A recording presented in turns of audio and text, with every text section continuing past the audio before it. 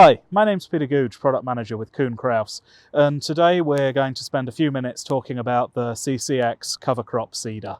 And right now we're going to speak about the Quick Start Guide, which is a document provided with the machine that'll help a person get this machine started up, ready to go to the field and start seeding as soon as it's delivered to the farm. As well as the Quick Start Guide that's provided to the customer, we also have a Dealer Quick Start Guide. And that Dealer Quick Start Guide is provided with the machine and is intended for use by the setup crew when they're installing the CCX onto the tillage machinery and setting all the parameters within the control system. And I'm also going to speak about that a little bit over the course of the next few minutes.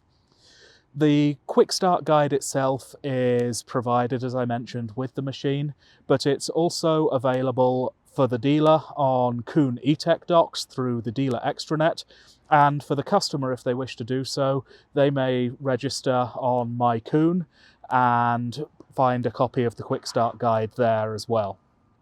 Once the CCX has been correctly installed on the accelerator, the first thing to do is to connect everything to the tractor.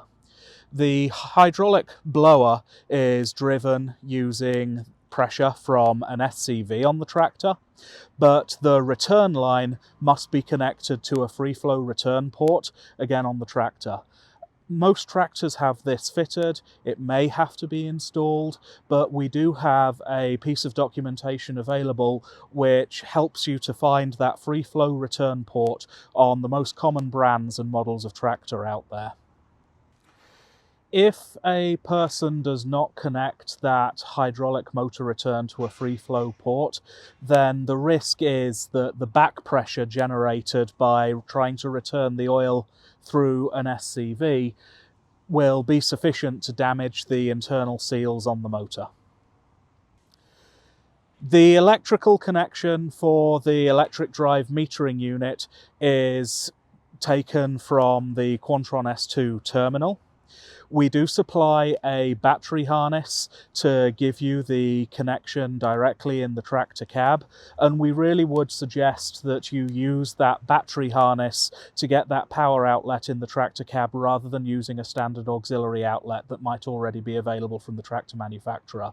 We have found some instances where the voltage supply from those in-cab auxiliary power supplies is not stable, and there have been some issues in the past. So we do supply that battery harness and we'd really encourage you to use it. The last connection that needs to be made is for the speed signal.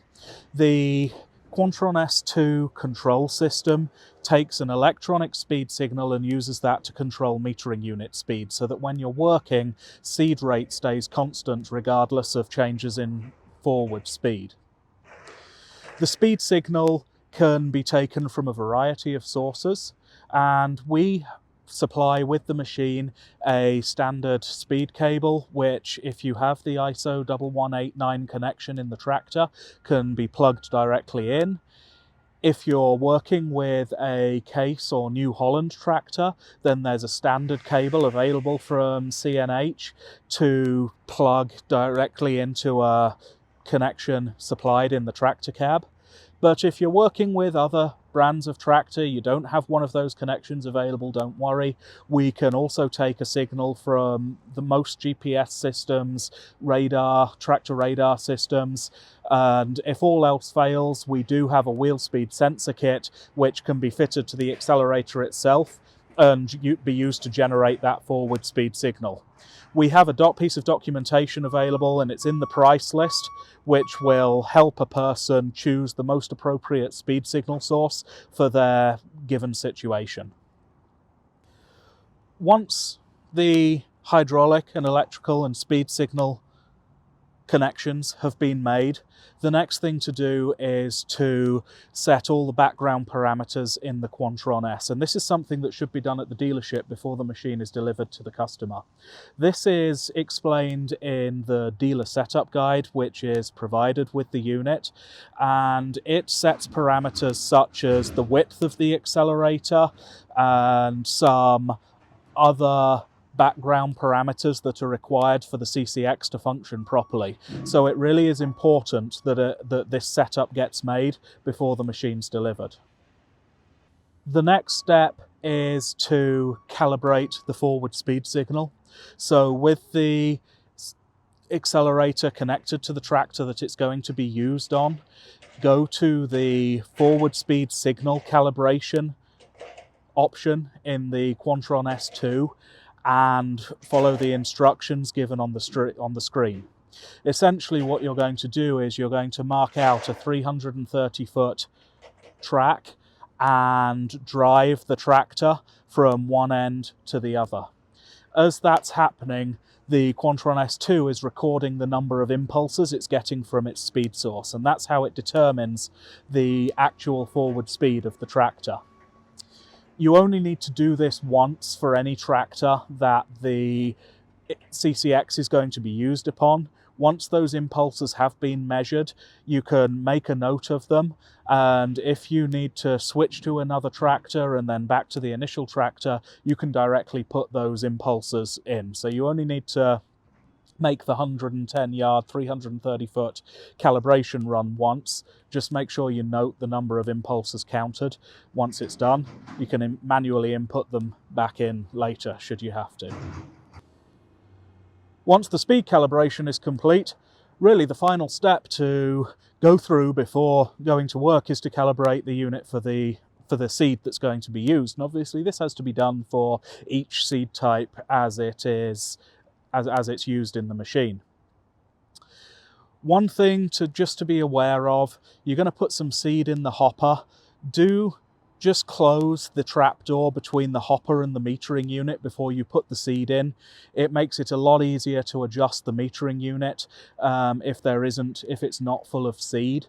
So close that trapdoor and then go ahead, put some seed in the hopper and work through the seed calibration system in the Quantron S2. It's going to ask you to tell it the type of seed that you're using, tell it the target application rate and the target forward speed.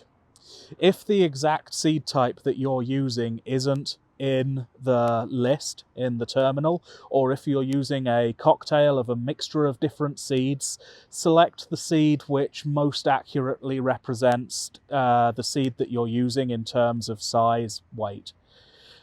It just gives the Quantron S2 an idea of what you're trying to do with it so that it can give you a start setting for the metering unit opening. Once you go through the calibration, it'll fine-tune itself. Once you've put all the information in, the Quantron S2 is going to tell you to hang the calibration bag underneath the metering unit. It's going to tell you to prime the metering unit to make sure that it's full of seed, and then it's going to tell you to press the start button. It'll go through the calibration. It's going to meter out a certain quantity of seed, a certain number of turns of the metering unit. It'll control that automatically, and you're going to collect the seed in the calibration bag. You're going to weigh that seed and input the weight back into the Quantron S2, and at that point the control system knows how much actual quantity of seed it's putting out for that given number of turns, and it can then calculate its metering speed from there on.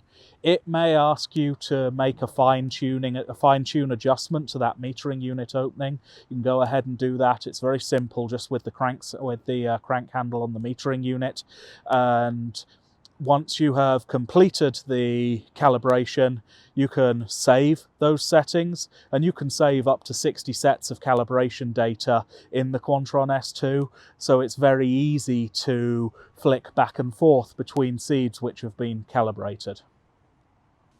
Once the seed calibration is complete, the only other step that needs to be made is to adjust the fan speed.